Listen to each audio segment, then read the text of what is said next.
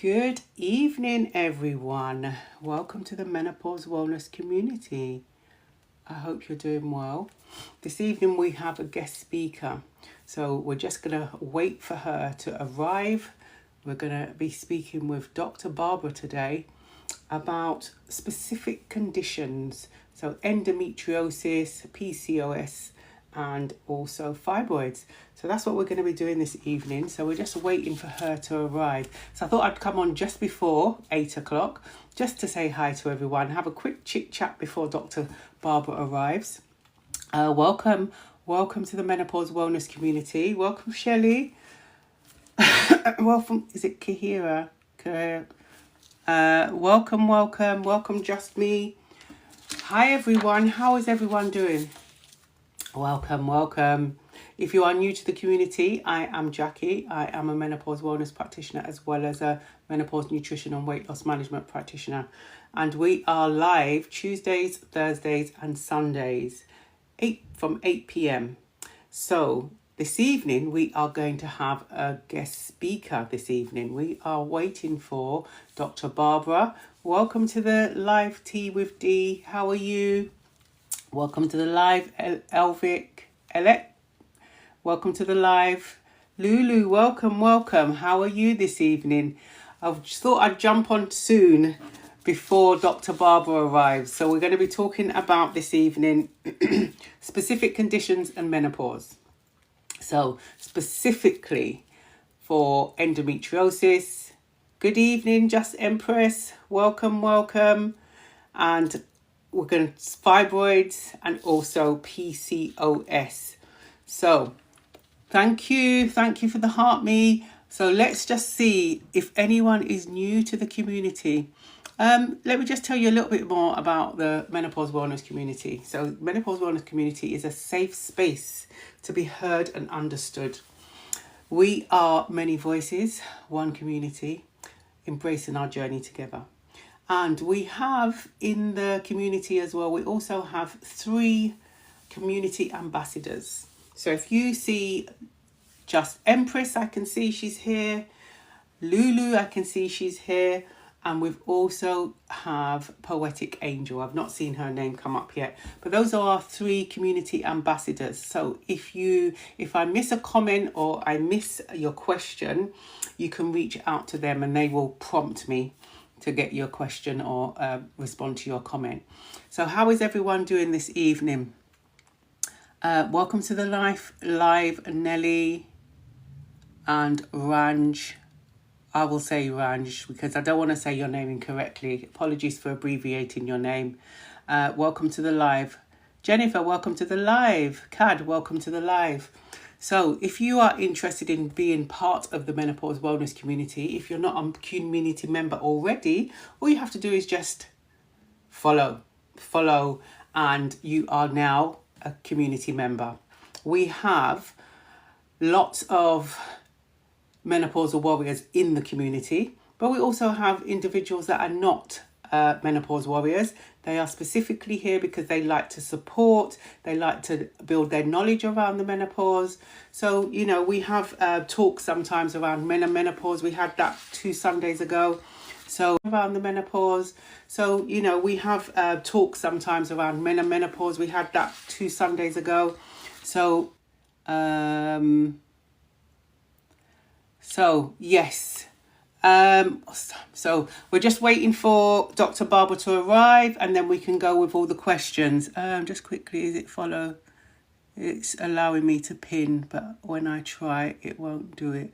Okay, Lulu, if it's allowing you to pin, sometimes the platform has a bit of a funny turn sometimes because when I'm moderating for other people, it doesn't allow me to pin either. So I'm not sure. And it's coming up this time. It didn't come up the last time for you, did it? Just one moment. Hold on a sec. Let me see. 55. I'm just looking out for 55. I'm just looking out for,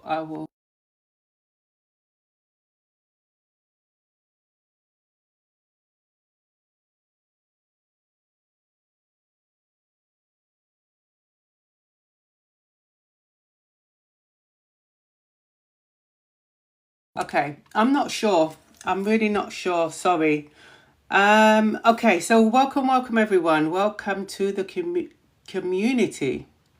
So as I said, if you are not a community member, please feel free to follow, and that's how you become a community member. And then you can get updates on what is happening. Sunday, we are going to be having, whilst we're waiting for Dr. Barbara to arrive, Sunday we are going to be having another guest speaker on hair health and hair loss. That's been coming up quite a lot in the community recently about hair loss, thinning hair. So we're going to be having a talk about that on Sunday, but it's not going to be our scheduled 8 o'clock. It will be 8:30 rather than 8 o'clock. Okay, so welcome everyone. Is it Nove? Oh, I'm going to abbreviate your name to Nove, if you don't mind. Yasmin, welcome to the live. Welcome to the live, everyone. Those are on your For You page. If you are interested in the subject matter, please feel free to jump into the community. But again, you can listen on the For You page. So those of you, I'm Jackie. We are waiting for our guest speaker, Dr. Barbara, who is going to be talking about this evening. I'm going to ask us a few questions, and we've only got Dr. Barbara for 30 minutes of her time. So that's all right. 30 minutes of her time this evening. So we're going to be pretty quick on the questions. Just got 4 questions. So if you do have, I've narrowed it down to 4 questions. So if you do have any questions or comments, pop it in and then she will be able to see them as well. Oh, lovely. I'm glad you sorted it, Lulu. Okay, so welcome to the live, user 877. So just let me know if you're new to the community. Is it the first time you're here? Where are you from? We are waiting to just welcome our guest speaker this evening. Unfortunately, I had to... Yes, I can see it. Yeah, it's definitely pinning now. Unfortunately, we had to postpone this evening's monthly meet. So I will get another date out for that. Yeah, there wasn't much interest in that monthly meet, this monthly meet actually. So we'll reschedule that. And next month's monthly meet is going to be menopause and intimacy. So I will put a date out for that as well. First time, is it Harsha? Harsha, I hope I'm pronouncing your name correctly. Welcome to the Menopause Wellness community. Welcome, welcome. We are many voices, one community, embracing our journey together. This is a safe space for menopausal warriors and beyond, I say, because there are people in the community that are not menopausal, but they very much would like to know about menopause or supporting someone who is navigating through their menopause also. So that's what we are here. And we go live Tuesdays, Thursdays and Sundays, 8 till 9. It's generally 8 till 9. So thank you for the follow, Queen. Is it Asha? I'm not pronouncing your name right. I do apologise if I'm not pronouncing. That's one of my pet peeves. I don't like pronouncing people's names incorrectly. If I pronounce your name incorrectly, please don't take it to heart.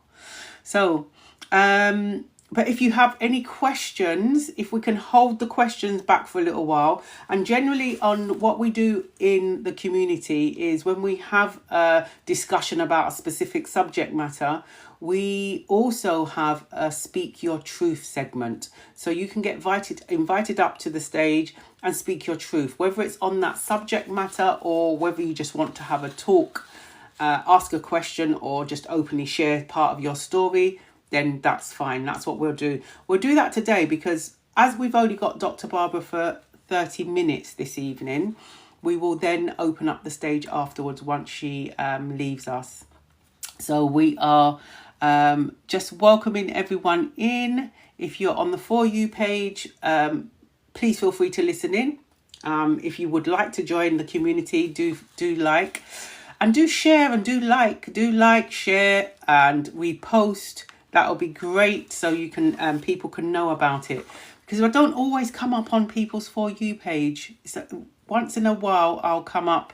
But if you know a friend who is navigating through their menopause and would like a community, a safe space like this, then feel free to let them know. Okay, so as I said, I am Jackie. I'm a menopause wellness practitioner, as well as a menopause nutrition and weight loss management practitioner. I set up the menopause community as a safe space for predominantly individuals who are navigating through the menopause. Thank you for the follow, Felicia. Thank you for the follow. But yeah, the community is growing, organically growing. Hi, Dr. Barbara. I'm going to invite you up. So our guest speaker is here. Let me invite you up. Invite. Okay. Guest. Here we go. I should. Let me see. Okay. I'm going to change this because it's coming up small. But I'm going to change this. I am. Welcome, Dr. Barbara. Hi, how are you? Good evening. I'm good, thank you. I'm going to put this large. Here we go. I'm going to all this navigating around this. Here we go. Panels. No, let's do 2. Switch. Here we go. Yay! Hi. How are you? I'm fine, thank you. Let me just put my volume on. Very much for joining us, and I know your time is so precious, so we've got you for 30 minutes. I've already told the community we only have you for 30 minutes. So would you like to again, just first and foremost, thank you for coming today, and welcome to the Menopause Wellness community. Love your page. If you don't mind, could you introduce yourself to everyone? That would be great. Okay, so I'm Dr. Barbara. I am a GP, but I have a special interest in women's health. But I still see everything else. But yes, more particularly with women's health conditions. I think my interest has sparked from me having fibroids and endometriosis myself, and also struggling with fertility issues. That's what led me to kind of start my page and kind of just put out some health information that you can't really get in that 10-minute appointment with your GP. Yeah. So yeah, fantastic. So I mean, we're gonna have a talk, but I've got a few questions for you. That's fine. And then what I've said to everyone in the community, if they've got any comments, then you can just be selective of what questions you respond to, because again, your time. So can you briefly explain how endometriosis, PCOS, and fibroids can affect a woman's reproductive health, and how these conditions might influence the menopausal journey? Yeah, so they affect them differently. Although they're all kind of hormonal type of conditions, if you look at endometriosis, it does give you a lot of scarring and inflammation. And that can be quite extensive. So depending on where you have that happen, say it's on your ovaries, that could potentially impact fertility. Or if you're to have surgery, and, they do have to remove some ovarian tissue, or have to, anything that is to do with your reproductive organs, if that's affected, then potentially can affect fertility. But I would say that having endometriosis doesn't automatically mean that you won't be able to conceive, because I lived with it. So there's different stages, and I think that's important to note. So with fibroids, they are also hormonally driven, estrogen driven. It really depends on the size of the fibroid. If you have larger fibroids, they're more likely to change the shape of your womb. That can affect fertility. The location of the fibroid, say you have a fibroid sitting in the womb where the baby's supposed to grow, that would impact your fertility as well. Yeah. Or you have a fibroid that's where the embryo is supposed to implant, again, that could impact it. If you've got loads of fibroids, that would change the shape of your womb. Right. Again, so size, location, and the number you have as well affect anything that changes the shape of the womb can affect your fertility. And you have to also remember that fibroids are also kind of they make a lot of inflammation in the area. That's not what you want when you're trying to conceive. And these are all inflammatory type conditions. So they're all affecting fertility in that way as well. And then with PCOS, as you know, not all, but most women do have irregular periods. Yeah. So you have to remember when you're having your period, it's a sign, it's not always a sign, but mostly it's a sign that you're ovulating, releasing an egg every month and then having a, so if that's not happening, that means there's less chance of you being able to conceive. Yes. So, absent periods, irregular periods, it's called anovulatory cycles. So cycles are occurring without ovulation occurring. So that can also lead to fertility problems. But again, not all people with PCOS will have fertility issues. I've seen many women go on to conceive. I think it's all about knowing that you have these conditions and how to better manage them. And knowing early presentation. Absolutely. There's a lot going on between the three of them, isn't there? But as you said, they're all hormone related. Exactly. And very common. Very common. 1 in 10 will have PCOS. Fibroids, by the time you're, 35 as a black woman, 60% of us will have fibroids. And so these conditions are very common, and I think they're probably underdiagnosed because, as you know, a lot of women will have heavy bleeding, painful periods, absent periods, and not really present on time, or they've been dismissed by their healthcare professionals. So these are ways that these conditions may be underdiagnosed as well. I truly believe that. Yeah, I actually read somewhere that your menstrual cycle shouldn't actually be painful. No. Yeah. Cramping first 1 to 2 days, that's fine. But if you're having pain, that's throughout the whole period, that's a red flag. That's a sign that your period is too painful. Or if you're taking something like paracetamol, ibuprofen, and it doesn't get rid of your pain, that's also a sign it's too painful. But a lot of people just bear it and just say, oh, it's part of being a woman, and it's really not. We need to listen to our bodies more, don't we? We have Absolutely. So is there a link between having conditions like PCOS or endometriosis and experiencing early or delayed menopause? So with PCOS, you'll actually get delayed menopause because you'll have more estrogen. You're not actually ovulating as much. So you may have more follicles. That's what releases the eggs. Yeah. So you will find that, sometimes women with PCOS, they go into menopause later. And then with endometriosis, you tend to find that they could go into menopause slightly earlier. And with fibroids, don't really think research shows that it affects, the menopause when you do go into menopause. But we do know that, when you do go into menopause, the estrogen hormone drops. Yeah. And fibroids are estrogen driven. So some people will notice that the fibroids do shrink because they're not being fed that hormone that is helping them grow. Yeah. So what would you say to women who feels overwhelmed navigating menopause with these conditions? Where should they start in getting the right support?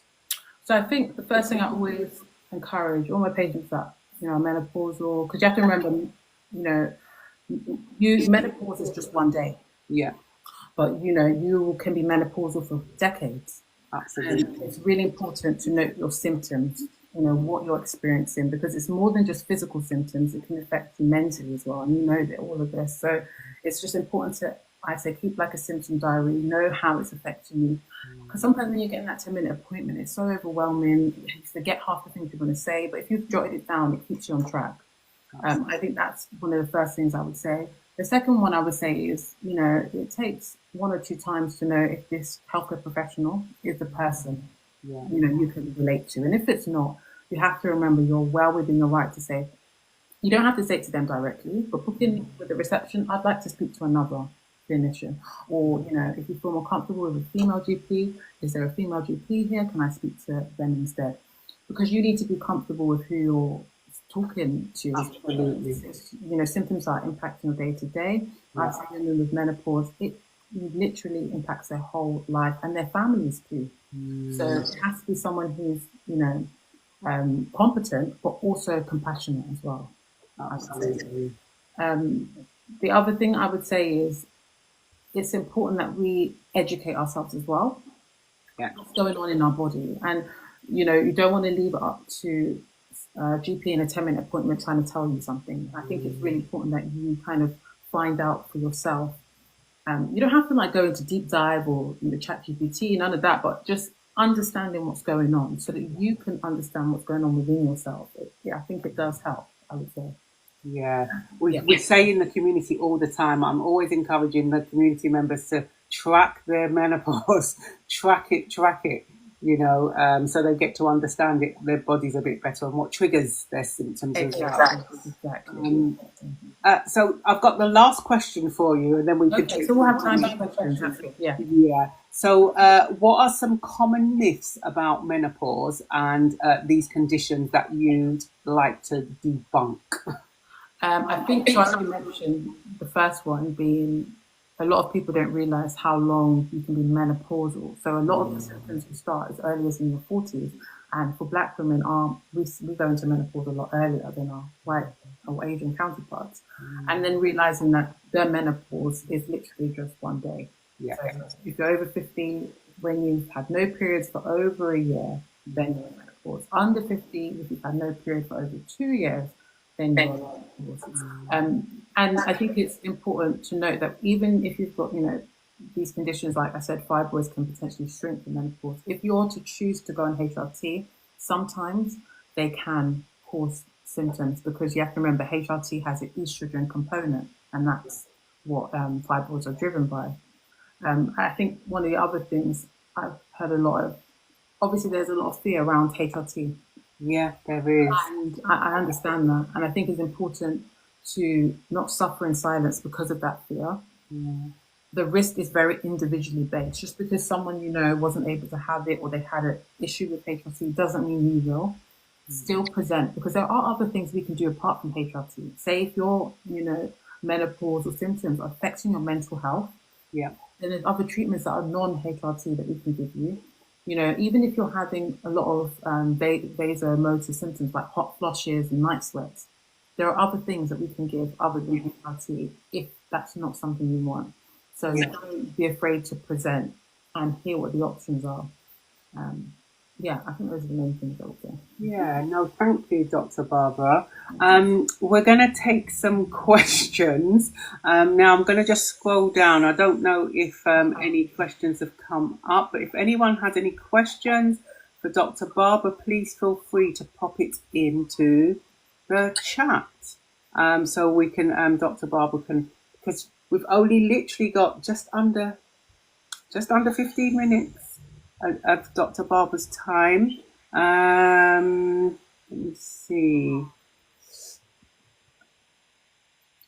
I have a question for you though, Dr. Barbara. Yeah. We talk about, I always am encouraging everyone in the community as well to be mindful about what you are eating. Diet. Does diet and food play a role in these conditions? Absolutely. And I think it's not spoken enough about on the NHS. Like when I got diagnosed with endometriosis and fibroids, I had to change my whole diet because you have to remember things like fibroids grow back, and I've had surgery for it on 3 separate occasions. And I had to say to myself, listen, I'm getting rid of the fibroids, but I'm not dealing with the root issue. And the root issue is inflammation. It's your stress, it's your environment. So there's so many things that can affect our hormones. And also our gut health. That is the key to our hormone health. And if that's impaired or we're not looking after that well, you will find it will affect these symptoms. You'll find you eat something and it can, flare your endometriosis, flare your fibroids, or make you feel worse with your PCOS. So yes, diet is important. Maintaining good, keeping our stress levels down is so important. Keeping our bodies moving the right way. I don't advise people to just go into heavy exercising because that's not ideal for everyone. Say if you've got PCOS, I wouldn't recommend that you start doing strenuous exercise because that puts your body under stress, and we don't want that in that condition. But moving your body the right way, and finding out what is best for you and where you are in your cycle can sometimes help as well. But yeah, definitely agree that diet plays a big role. Yeah, definitely, definitely. And I like the fact that you said a lot of the things you're saying, we always are saying it in the community about moving your body and know your limitations. And Absolutely. you know, gym isn't for everyone, No. walking isn't for everyone, but there's so many things you can do, and just know how far you can push yourself, and you know, Exactly. take it bit by bit. Um, so I'm just checking if there's any comments that have come up or questions um, that you can answer. I would say that was a good, what you mentioned about going and getting a second opinion Big is things on really that. important, because there are a lot of people in the community that have been speaking to me over the past 4 or 5 months saying, my GP sent me away. I had that experience as well. I was sent away 3 times from my GP. Yeah. The blood test that I was given, or they took the blood, and it's to check your hormone levels, right? Correct me if I'm wrong. And it came back, unfortunately, came back showing that I wasn't actually going through the menopause. And I absolutely was. So again, sometimes it can be unreliable. Yeah. Yeah. Oh, are you talking about the FSH? Yeah, So yeah. the problem with that blood test is it's only to confirm that you are in menopause, rather than you are going through perimenopausal. It won't tell you that. So, and some people don't know how to interpret it in a way where it's okay, it's elevated, but not at the point you're in menopause, but you are still perimenopausal, and they could come back to you and say, oh, no, it's normal, Yeah. but that doesn't mean you're not perimenopausal, and Yeah. that you won't benefit from having some treatment. So yeah, have to be really mindful of how people use the blood test. I guess that's why they only allow us to use it if you're under the age of 45, and we are worrying about could it be something else, and we're not too sure. Yeah. But Yeah. yeah. Someone's got, I was told that endometriosis craves sugar. So it doesn't crave sugar, but as you can imagine, when you're on your period or just before your period, you do crave these things. But with endometriosis, you're constantly in this, this inflamed kind of state. So your body will tell you that it wants something to help with that, and you will feel like you're craving it more. But it's not the endometriosis itself; it's just the fact that you are in a lot of inflammation, you're in a lot of pain, your hormones are fluctuating, and that affects. And when you're craving something, your body normally goes for something that is sugary or high processed foods because it wants something quick. It's probably not the best thing to have because it's probably going to make your endometriosis, worse. Yeah. Yeah, so that's why it feels like that. I have that too, but it's not the endometriosis itself. It's just what it's doing to your body. It's just like imagine being on kind of like on your period all the time. That's the way it kind of feels. So yeah, I don't know if that answered that question, but Yeah, thank you. Someone's mentioned here about they got pregnant going through menopause. oh, sorry, that was another myth that you can't get pregnant Yeah. unless you are in menopause, like you have stopped having periods for a whole year and you're over 50, or a whole 2 years and you're under 50, you can still get pregnant. And I've seen it so many times. And sometimes you can end up having multiple because the closer you are to menopause, your body's releasing multiple eggs, just releasing those eggs, you Yeah. know. And I do have seen a woman come in 43 with twins. And she thought, I thought I was menopausal, yes, but you weren't in menopause. So very important to know that one. Probably still Uh, birth control. yeah, So- absolutely. Someone's mentioned about toots. I'm not sure. You said about being missed on MRI scan. I'm not sure what you was referring to. is that endometriosis or? Yeah, just put. I've just can read be missed on MRI scan. So I'm not sure. Can you just let us know, toots, please? Um, uh,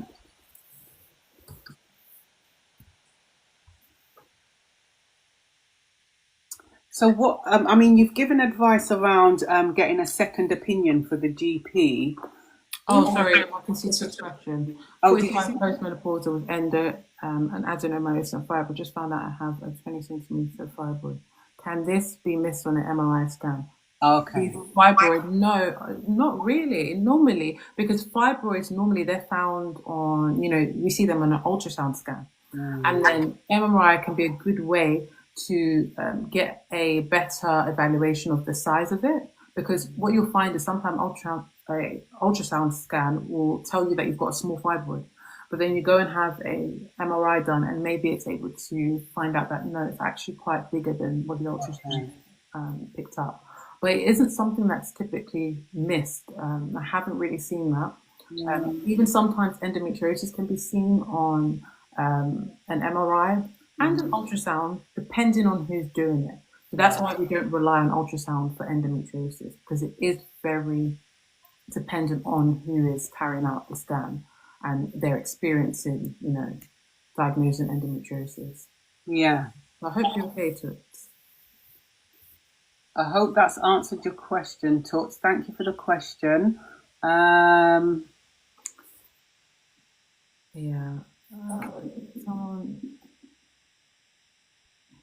So Jackie, if you're still having periods, yes, then you are what we call perimenopausal.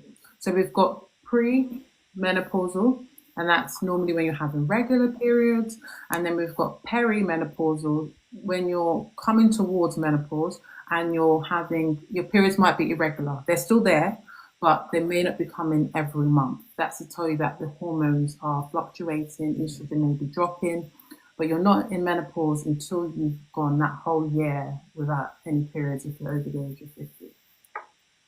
So Kirk was talking about, and this is Kirsty, Kirk was talking about struggling with surgical menopause and was on, okay. Yeah. So this, I don't know, Kirk, was that for endometriosis or fibroids? It's a treatment that is being used quite often now to put women into a surgical menopause. And you will find that the symptoms of the side effects of the medication can be more severe than a natural menopause, because obviously it's a synthetic hormone that they're giving you to temporarily put you in menopause. When you stop the medication, it does go back. But I do find that people have really bad side effects with it. It can obviously affect your bone health. So really important if you're having bone pain, you're having severe symptoms, to see your GP, because sometimes they can see, because if you've been on it for quite a long time, sometimes they do have to send you for what we call a DEXA scan, DEXA, and it's to see what your bone density is, just to make sure that that's good quality, or if you will need some kind of bone support. So I wouldn't ignore any pains if you're having them for a long time and if you've been on that treatment for a long time. Okay. She said, Kirk said she had endo and then breast cancer. Oh, I'm sorry to hear that. These you have to remember, these conditions, like I said, very hormone driven. We haven't really got a lot of research saying, endo and breast definitely, go hand in hand. But obviously, we do know that they are, driven by estrogen. If it was, I don't know. Let me know if the breast cancer was the one that was driven by estrogen. Sometimes, if you're able to find out the type of breast cancer you had. We've come across quite a few people in the community who have said they've had surgical procedures and they haven't been informed. There have been, it's very few that have been informed that it triggered their menopausal symptoms, but many of them have said that they haven't been told at all. And someone had to go back after the surgical procedure to say, what is going on? And then it was at that point they were told, oh yeah, that's happened. Yeah. I've spent so many times in clinic going through post-surgical discussions, and it's sad because it's something major you've had done, and it can be quite scary. You don't know what to expect, and then you're having all these new symptoms, and you're like, why am I having this? But the only thing I would say is what I do encourage patients when you're going for surgery, because you don't know who your surgeon is going to be. Sometimes they may, give you just a brief information, and we need details. We need a lot of details because it's life changing. That's why I talk about doing a little bit of research. Yes. Type of surgery you have, the side effects to expect, what happens after, so that when these symptoms happen, you're a bit more aware that okay, this may be due to it. But still, if you're not sure, no harm in seeing your GP and getting it looked into. Yeah, absolutely. So I think it's has asked, is it normal to have body pains when you're in pre-menopause? Body pains. You mean your perimenopause or you're having regular periods? Probably Yeah, mid please. peri. Yeah, just clarify that for us, please, Neil. Yeah. Yeah, because you're saying on pre-menopause, you're saying. Um, okay, so I would ask you, because we've got a few more minutes now. It's okay. We can do 10 minutes. 10 minutes. Okay, that's very kind of you. I keep having severe menstrual pain, even though my tests say everything is normal. That's from Mrs. And what tests have you had done? Yeah. So anyone with painful periods, is that what you're referring to, isn't it? Severe menstrual pain. Yeah. So that's obviously a sign that there's something underlying going on. So normally if you come and see me, what I would do is we'll do blood tests and we'll send you for an ultrasound scan. Now, if the ultrasound scan comes back normal and you're still having debilitating symptoms, that does not exclude everything. So it is really important if you have had a scan and blood test done and you've been told it's all normal, but you're not fine, you can, ask, can I be referred to a specialist, get a specialist opinion? Because like I said, things like endometriosis aren't always found on an ultrasound scan. It depends on who's doing it. And that often gets missed. And this is why it takes 8 to 10 years for people to get a diagnosis, because it's not something that we have the, access to typically diagnosing primary care, GPs. But I think more knowledge now is helping people understand that. Absolutely. Just because your scan is normal, it doesn't mean everything's fine. Don't take that. Still get a specialist opinion. Yeah, absolutely. And I find that some GPs are quite supportive and say, yes, I'll refer you and make a referral. And others, you have to be quite assertive to them to get that referral. There is something called it's not a law yet, but it's a push, kind of like a campaign. They're trying to push to make a law. And it's basically, not to take too much time, but it's basically saying if you see your GP on 3 occasions for the same problem and they haven't been able to help, there's been no change. At that point, you should be able to ask for a referral to a specialist. And this kind of came about from a young girl during COVID who wasn't seen. She presented multiple times and ended up having, I think it was a type of lung cancer. Wow. So, well, there's something out there. Yeah, important to know that. And, if you use that, sometimes it does, it does get you somewhere. Definitely. Well, Jackie has mentioned, I have been anemic all my life. If I reach menopause, will my anemia stop as I wouldn't? That's gone. So will my anemia stop as I wouldn't have periods? So it shouldn't be as severe because, like you're right, that blood loss isn't there anymore. But we still see women in menopause having anemia. Okay, so what I would say is I'm really big on you getting a regular test to check your ferritin levels. And this is one of the tests that, when you're in menopause, I do advise you take, because there is an optimal level that you should have. Normally we say above 70, which would be a good level for, you to kind of aim for. But when you're in menopause, 50 is okay, because like I said, you're not having those periods anymore. But it's still possible that you may be slightly anemic. So I wouldn't, discount any kind of tiredness or fatigue. Really important, don't put all of it down to your menopausal symptoms. Still go for a blood panel, and it should normally include ferritin, thyroid function, B12 and folate, I would always include, and blood sugar levels as well. So those are the things that you should get, checked, regardless of being in menopause. If you're having tiredness or fatigue, because I think a lot of people put it down to, I'm in menopause, that's why, but it's still important to check things out, because 2 things can coexist at the same time. Absolutely. Can you see these comments, Dr. Barbara? Yes. Okay. So I just wanted to see if you're going to pick up any other.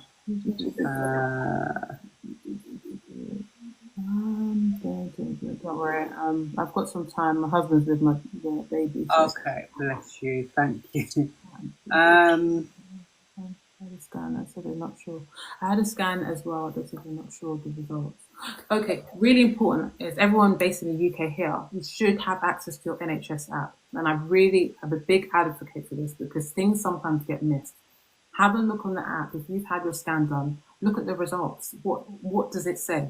Yeah. Sometimes you have to copy and paste into chat GPT. And I'm not saying that it's going to tell you the right thing, Yeah. but just for you to understand, okay, what is the report saying? And then have the appointment with the GP to have a little bit of an understanding of what the scan showed and then the explanation. And if they're not sure, they need to speak to someone who is. Yeah. I don't know everything, but there is something called advice and guidance. So sometimes I'm not sure about something. I'm able to send your results, send your consultation notes to a specialist and ask for opinion. And it doesn't mean referring you, so that wait time isn't there. It's just getting advice to say, listen, I've got this lady, she's had all these symptoms, this is her scan result. Do you mind having a look and telling me what you think? Because I'm not too sure here. And that's okay. So if you're aware of that, sometimes you can ask your GP, listen, can you get advice from a specialist if you're not sure what my scan is showing? Yeah, absolutely. I always say to everyone in the community, I say to the women, particularly the women in the community, know your body. Because, I have in the past gone to my GP and said, I feel pain in my ovaries. And he turned around and said to me, no, you can't feel pain in your ovaries. Well, actually, you can. You can. I can feel them throbbing, exactly. And I always say to everyone, do not allow anyone to tell you what you're feeling. And Yeah. what you're feeling in your body, Go back. I always say, I think you are a specialist when it comes to your body. No one knows your body like you. If you ever feel something is wrong, something's not right, please get a second opinion. Let someone else tell you the same thing the first person told you, so that at least you'd be like, okay, I've heard it from someone else. Yeah. That's what There's a question here about how to implant. Is it the Marina coil? yeah. Used to see my period, but now I don't see it at all. Yeah, on the Mirena coil, that can happen.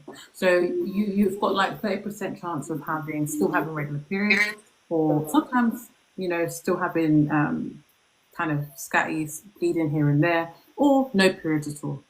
And so maybe you're in that 30% where you've got no periods, and it's okay because you have to remember the Mirena coil is releasing small amounts of progesterone, and that is keeping the lining of your womb, ensuring it doesn't thicken. Okay, but if you are having no periods and you're not in menopause yet, and you're not on any hormonal contraception, especially if you've not had at least 3 to 4 periods in a year, that's really important. You do get that checked out. So periods are important when we're not yet in menopause, because that unopposed estrogen can result in your lining of your womb thickening.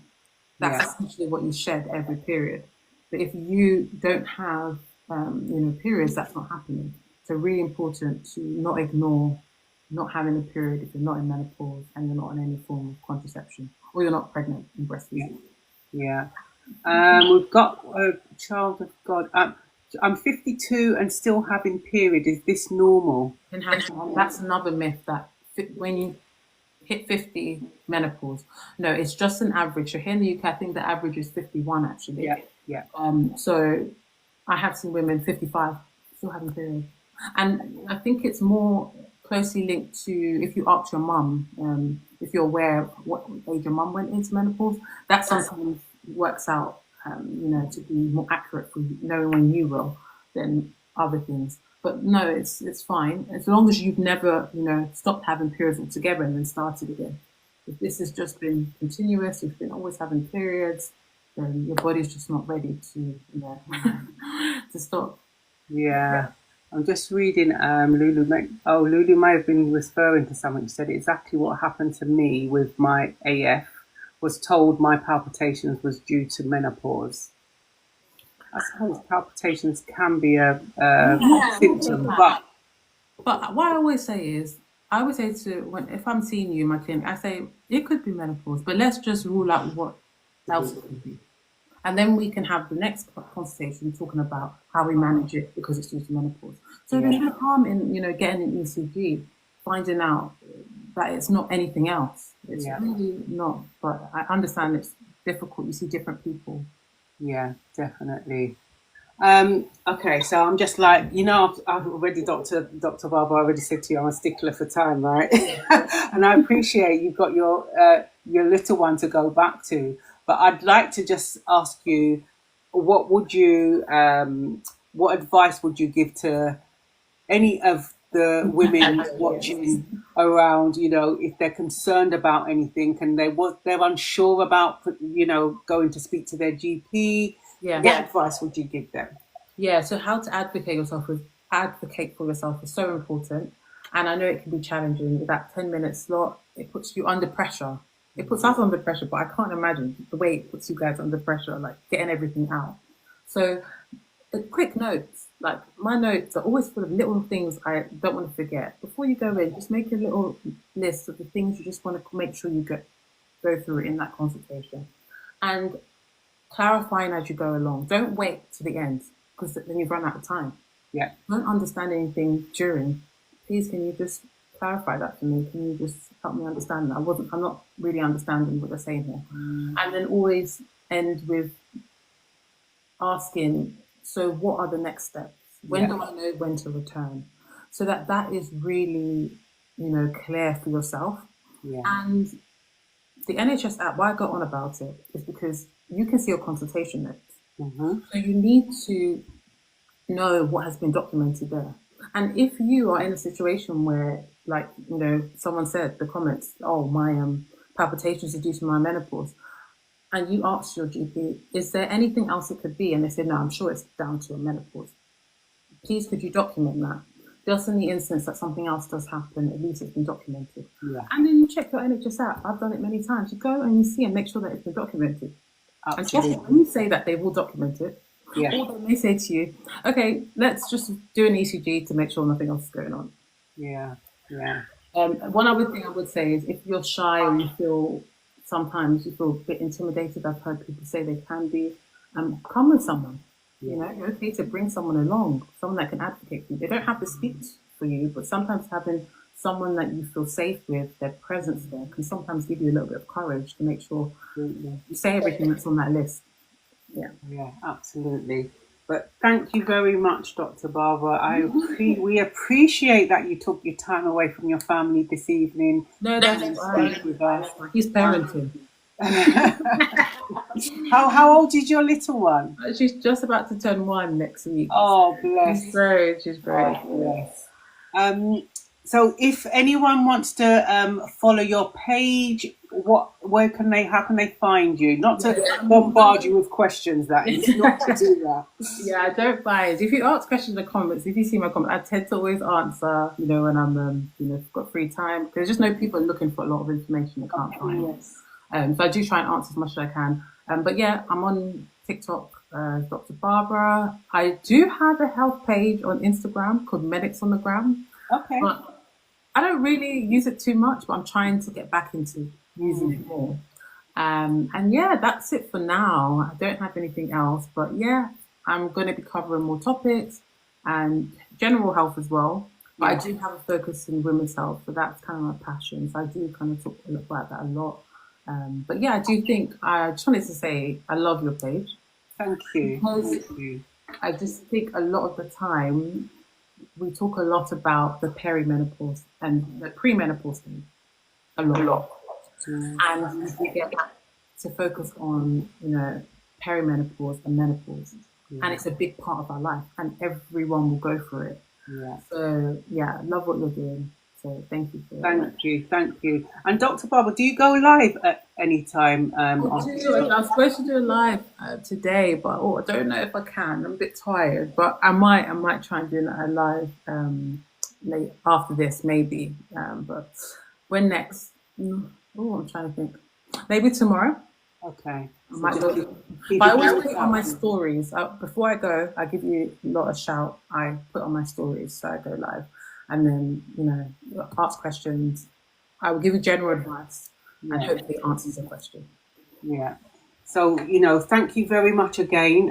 You've given some valuable information this evening and some gems to take away. I really appreciate it, and I'd love to come on again. Let me know everyone when in the you're again. community and beyond. But yeah, thank you very much, Dr. Barbara. No worries, no worries. Have a Bye, lovely guys. evening. Bye. Bye. Okay, so Dr. Barbara, wow, that was amazing. 30 minutes of her time. She's extended that a little bit longer. So if questions were missed, apologies. It was just a really short time. I'm going to probably open up the stage for the last 20 minutes. Just in case anyone would like to come up. But welcome to all those. Look, there was a lot going on.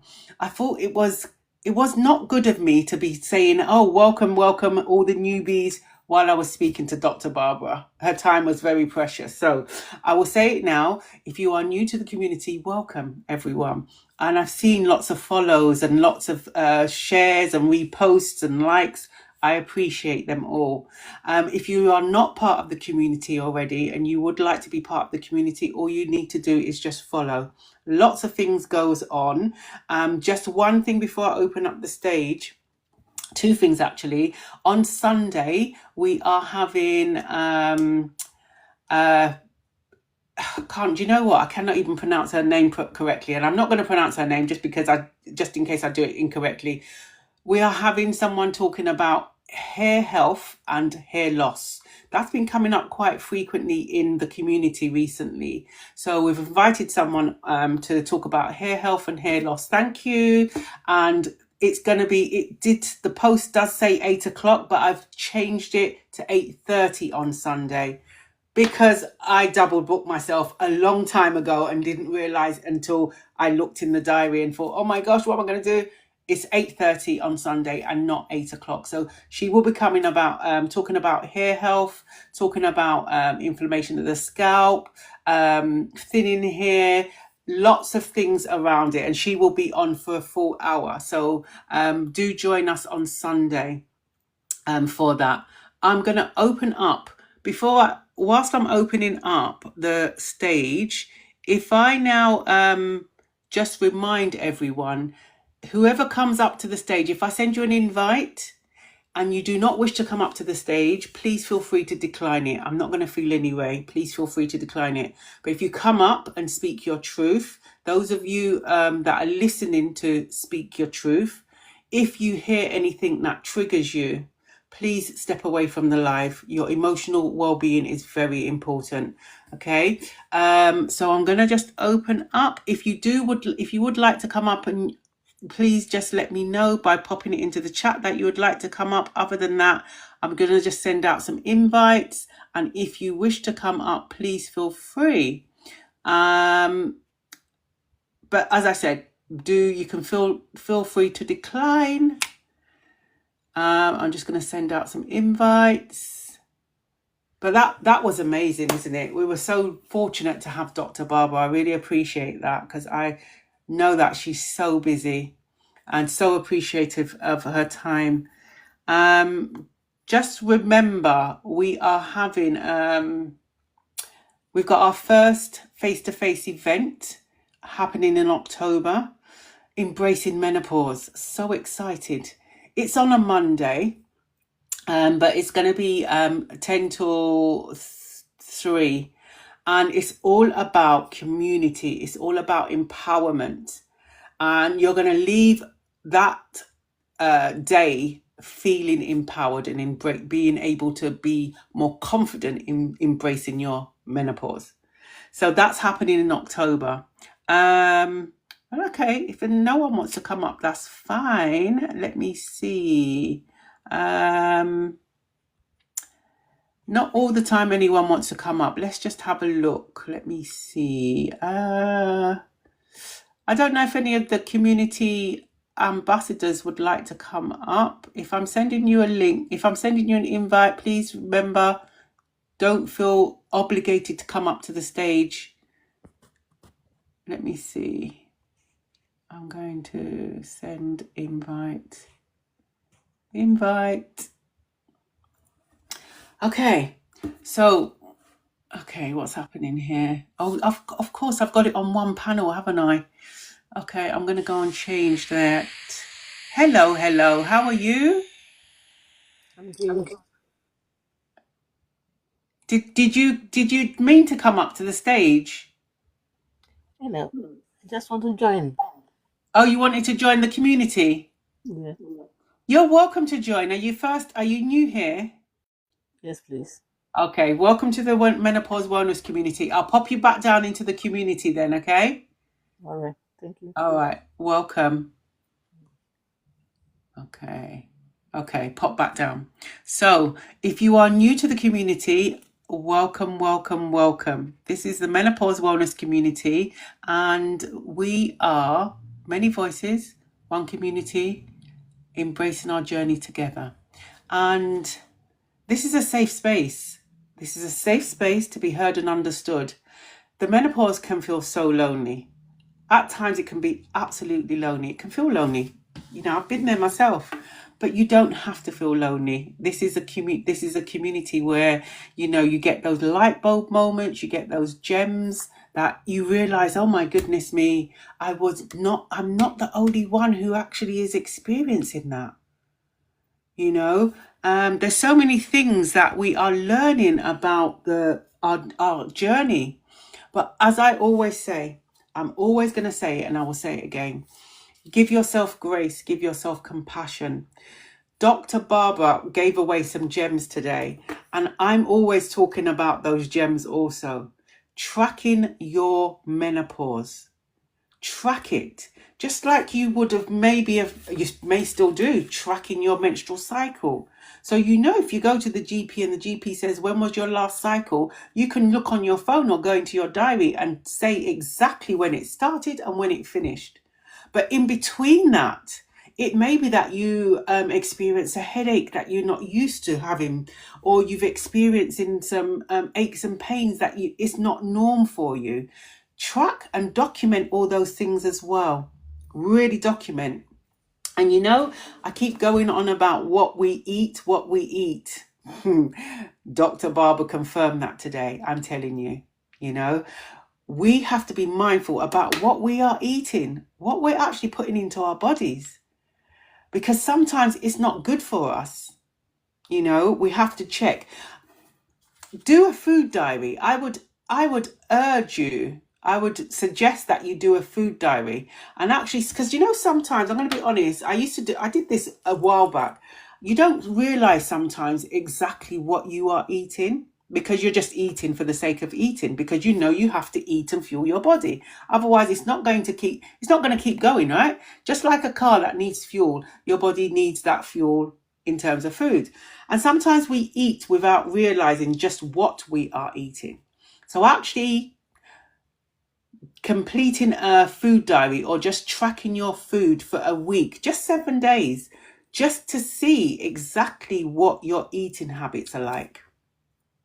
And then once you have that over the 7 days, you can then realize that actually, am I eating correctly? Okay, everyone's going to be, we say healthy eating. Healthy eating is different for one person. It's going to be different for another person. I know when I used to go to the GP, they used to always say to me, you need to eat more fiber. You need to eat more fiber. Listen, when I eat too much fiber, I love my spinach. I love my vegetables. But if I eat too much, I'm going to be cramped up. It's going to cramp my stomach. So I know my body. And it's exactly what Dr. Barber was saying. Know your body. Okay, so I'm finding even fruit is not agreeing with me. Definitely changed with hormones. Peace and love. Thank you for sharing that. Yes, sometimes fruit, absolutely, it can change. And this is why I'm saying sometimes having documenting what's going on with you, because our bodies change, right? I keep saying this, our bodies change. And as on top of the menopause, if you're in the menopausal journey, that can be changing your body. You've got hormonal changes.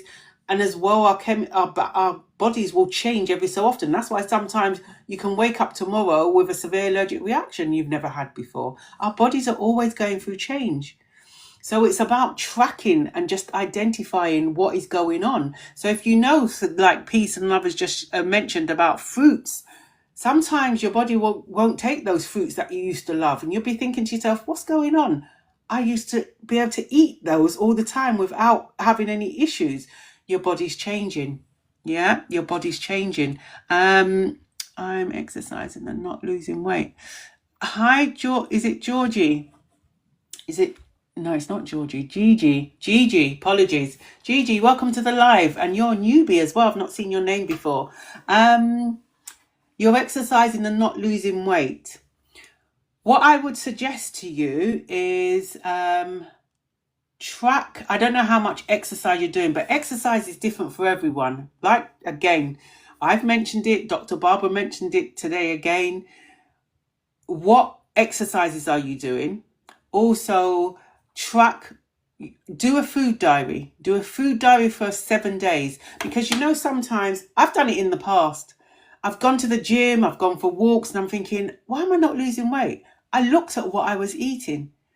It's like we say, we learn, we have to sometimes unlearn what we've learnt. And it takes time to do that. So I would suggest maybe you have a food diary for maybe a week and actually see what is going on with the types of food that you're eating, because it may be something that is just not working for you. Cardio and weights. Okay, so you do cardio and weights. Again, track your food, do a food diary. That's what I would suggest. Do a food diary, because there may be other things. Remember, there may be other factors to consider. Dr. Barbara mentioned stress, what's going on in your home life, and there's so many different factors that could be a reason why you're finding that you are finding losing weight challenging. But I would also suggest starting at tracking. Do a food diary for a week. Track what you're eating. And when I say track what you're eating, I want you to track what you're eating and drinking. Any drinks you are consuming, any foods, and that is even snacks. Even if you think, I'm going to have a piece of that chocolate there, a cube of the chocolate, do you call it a cube or a square?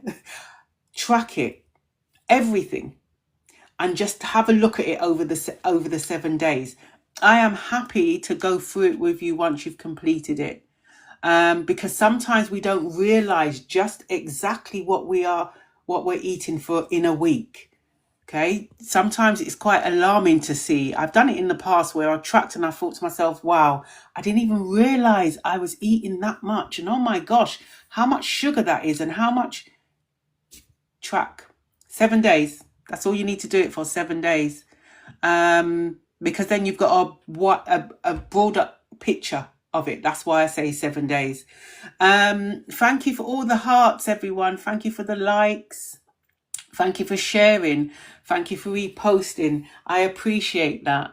So no one didn't want to come up to the stage to speak their truth this evening, but it's fine. This is your community. Okay. So let me just see. Not sure what I missed, but the thinning hair is so depressing. No longer pre-diabetic. Okay. User 3818. On Sunday, we are having, I think I pronounce her name. Her name is spelled Akua, but I think she pronounced it Urka. She will be coming on as a guest speaker on Sunday, and Sunday's topic is hair health and hair loss. And she does everyone's hair. Hair is hair to her. So it doesn't matter what type of hair you have, she can talk about hair for days. That's her expertise. So she will be talking about that on Sunday, and that's going to be at 8:30 rather than 8 p.m. 8:30 p.m. British summertime. So please feel free to join, and then you can have questions. She's talking about specific health conditions along with hair health as well. So there's a post I put up this morning, and it's got a list of the information that she's going to be sharing with us. And I've got questions for her as well. So again, please come with your questions on Sunday. Hair health and hair loss. 8:30 p.m. What time, please? 8:30 p.m. Oh, thank you. Yeah, I'm telling you, August is going to be jam-packed with so many different things. We've got quite a few guest speakers coming on. We've got quite a few guest speakers coming on. And remember what I said about, look, this is your community, okay? This is, if you have got something specific you want to be addressed, please let me know. I will do my best that we can talk about it. Remember, I'm live Tuesdays, Thursdays, I had to think about that, and Sundays, okay? Brain fog in real time. Tuesdays, Thursdays and Sundays, 8 p.m. British summertime. But as I said, Sunday, because I double booked myself many months ago before I started the community, I have to honour that. So I'm going to be here at 8:30 p.m. on Sunday rather than 8 o'clock. Okay, but I will put a post out for that. What time? Okay. So thank you for the follow, everyone. Thank you for the likes. Oh, thank you. That's all right, Gigi. You're welcome. You know, I've learned so much as well. Even though I am a menopause wellness practitioner and a menopause nutrition and weight loss management practitioner, I have learned so much in the past, 5 months, I think the community's been going, and it's just been growing organically, and it's going to continue to grow. And we are going to be tackling this journey, because the journey isn't going to break us at all. Also, everyone, before we shut off the live, the book, remember, the Menopause Bonus Community, I'm in the process, I've been writing some of the book today. We're in the process of putting together a book, and the book is going to be there to empower menopausal warriors. Okay, so I am looking for contributors for the book. Thank you, whether you are wanting to share your journey, and it doesn't have to be, I kept saying 2 pages, but how I put the book together, it doesn't have to be 2 pages. You can just give me a summary of your journey and I will work my magic. Okay, just a summary. Or if you want to share a poem about your journey, that's fine also. So the book is going to be published. We're self-publishing the book in the community. The book is going to be published at the end of the summer months. That's when it's scheduled to be published, and it's still on track. I've been working away. I am not yet going to give away the book title. I'm not quite ready to share that yet, but I will share it in due course. So please, please, please, if you are interested in being a contributor to the book, please get in touch with me and I will send you the information.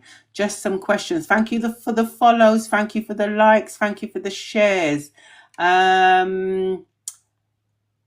Please, is it possible to go on menopause at 45? Is it Fowler Shade? Fowler Shade, welcome to the live. Yes, it is. It is possible to go in menopause at 45. The average age in the UK is 51. But remembering, just to go over what we go over all the time in the community, and Dr. Barbara went over it again this evening, about the perimenopause, menopause. Menopause is 1 day of your life, and then you're in postmenopause.